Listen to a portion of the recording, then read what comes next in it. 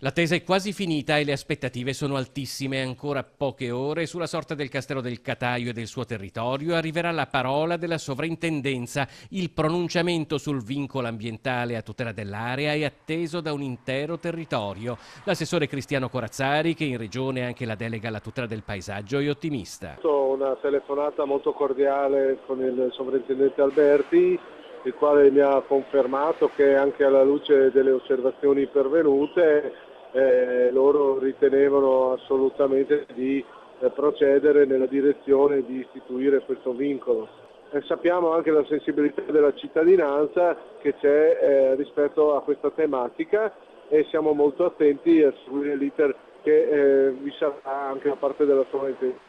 Una sensibilità e un impegno a tutela del territorio di tanti cittadini che ha sempre visto la nostra emittente in prima fila al loro fianco, mantenendo sempre alta l'attenzione sul problema. Dalla soprintendenza in questo senso può arrivare una presa di posizione importante.